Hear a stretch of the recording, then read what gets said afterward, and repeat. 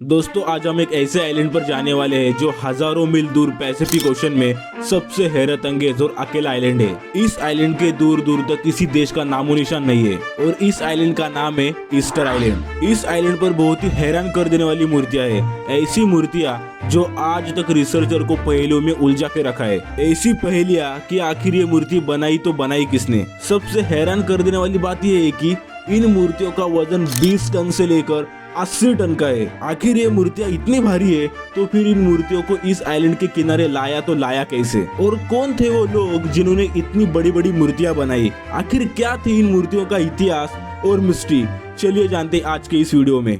How were these immense sculptures made and moved? Statues would seem to represent deified ancestors. This whole business of giant statues really cries out for an explanation. What happened? When did it happen? And why? These are the sort of enduring questions that we think of as the mystery of Easter Island.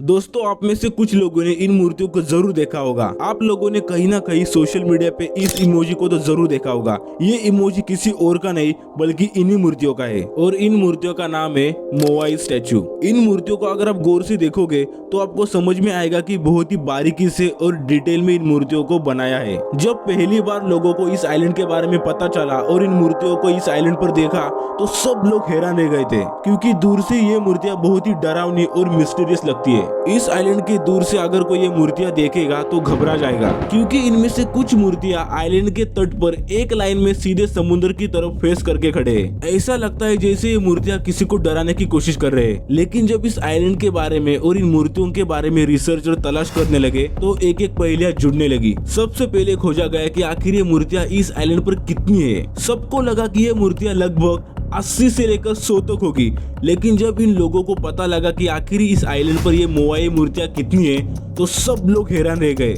इस island पर आज तक 1000 से भी ज्यादा मूर्तियां खोज में आई है और आज भी इन मूर्तियों की तलाश जारी है। इसीलिए इस आइलैंड की मिस्ट्री और भी गहरी और दिलचस्प होती चली जा रही है। जब खोजकर्ताओं ने धीरे धीरे हर मूर्तियों पर बारीकी से रिसर्च किया तो सबको लगा कि इन मूर्तियों के गर्दन तक का हिस्सा ही बनाया गया है। लेकिन जब बाकी मूर्तियों को देखा तो पता चला कि कोई मूर्तियां उस आइलैंड पर जमीन में धंसी लेटी हुई है तो कोई अजीब तरीके से खड़ी है। 2010 में जब पहली बार खोजकर्ताओं ने और भी गहराई से इन मूर्ति पर रिसर्च करने लगे तो इनको पता चला कि ये मूर्तियां सिर्फ गर्दन तक की नहीं बल्कि इनका बाकी का हिस्सा भी जमीन के नीचे है। बाद में उन्होंने बहुत ही बारीकी से और किसी भी चीज को नुकसान पहुंचाते हुए उस मूर्तियों की जगह पर खोदना शुरू कर दिया और जो वहां पर उनको दिखा उससे सब खोजकर्ता और दुनिया भर के लोग हैरान रह गए, क्योंकि खोदने के बाद पता चला कि पूरी की पूरी मूर्ति जमीन के नीचे थी। लगभग 10 मीटर की मूर्ति जमीन के नीचे से निकाली गई, यानी कि इस मूर्ति की हाइट इतनी है जितनी कि हमारे यहाँ टेलीफोन का जो पोल होता है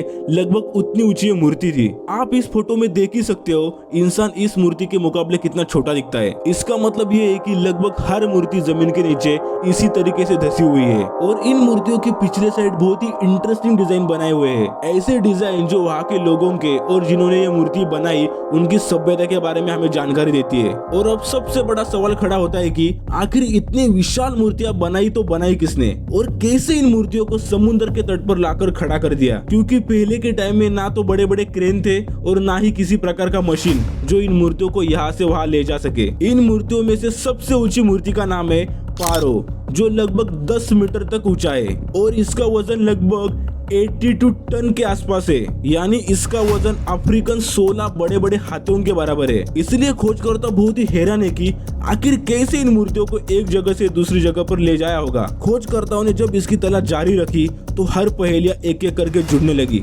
सबसे पहले उन्होंने जानने की कोशिश करी कि आखिर वो कौन लोग थे जिन्होंने मूर्तियां बनाई। तब उनके सामने एक ऐसी सभ्यता आई जिसे आज हम रापानुई सभ्यता कहते हैं। ईस्टर आइलैंड में जो लोग हैं उन्हें आज हम रापानुई कहते हैं। ये वही लोग हैं जिन्होंने ये मूर्तियां बनाई। लेकिन आज के दिन बहुत ही कम तादाद में इस आइलैंड पर लोग रहते हैं, बल्कि पूरी दुनिया भर में ऐसे बहुत से रापानुई लोग रहते हैं। ये लोग ज्यादातर अपने कल्चर और पारंपरिक संस्कृति को लेकर जाने जाते हैं। जब रिसर्चर खोज कर ही रहे थे तो उनको पता चले कि ये मूर्तियां लगभग 1000 साल से भी पहले के टाइम बनाई गई थी। इन मूर्तियों का इतिहास हजारों साल पुराना है। हजारों सालों पहले जब रापानोई लोगों को मोआई मूर्तियां बनानी थी तो बहुत ही बारीकी से देखते थे कि ऐसे कौन से बड़े बड़े पत्थर है जिस पर हम काम करके उनको मूर्तियों के रूप में ला सके। खोजकर्ताओं ने जाना कि इन लोगों को एक पत्थर पर पूरी तरीके से मूर्ति के शेप में लाने के लिए कुछ महीनों से लेकर सालों लग जाते थे। यानी एक मोआई मूर्ति बनाने के लिए सालों की मेहनत लगती थी। यकीनन ये बहुत ही हैरान कर देने वाली बात है। इतनी मेहनत करने के बाद पूरी तरीके से मूर्ति बना दी जाती थी। मूर्ति बनाने के बाद सबसे बड़ा चैलेंज ये होता था कि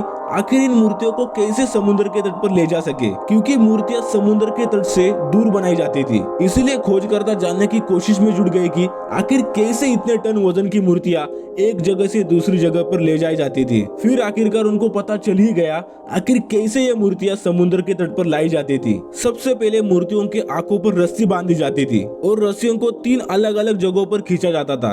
यानी कि मूर्ति के पिछले साइड से और लेफ्ट और राइट साइड से बारी बारी से खींचा जाता था। और इस टेक्निक का इस्तेमाल करके मूर्तियां एक जगह से दूसरी जगह पर ले जाई जाती थी। इस टेक्निक का इस्तेमाल करके एक मूर्ति को समुद्र के तट पर लाने के लिए कम से कम 18 लोगों की जरूरत लगती थी। यानी कि पिछले साइड 6 जन और दाएं और बाएं 6-6 के ग्रुप में बांट दिए जाते थे। कुछ इस तरह मूर्तियां मूव होती थी।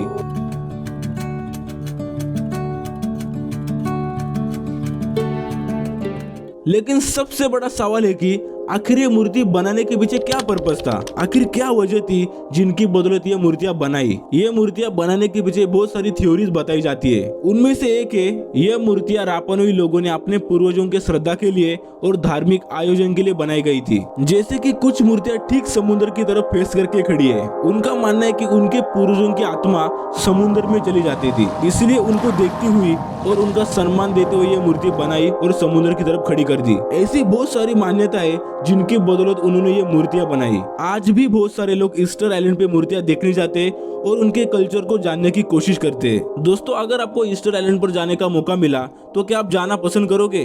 आप अपनी राय मुझे कमेंट बॉक्स में जरूर बताइए। तो दोस्तों, ये थी ईस्टर आइलैंड की कहानी। अगर आपको ये वीडियो पसंद आया हो तो मुझे कमेंट बॉक्स में जरूर बताइए और इस वीडियो को लाइक, शेयर और सब्सक्राइब भी जरूर करना ताकि आपको ऐसी इंटरेस्टिंग वीडियो देखने को मिले। तो मिलते हैं आगे ऐसे कुछ वैल्यूएबल वीडियो में। तब तक के लिए धन्यवाद।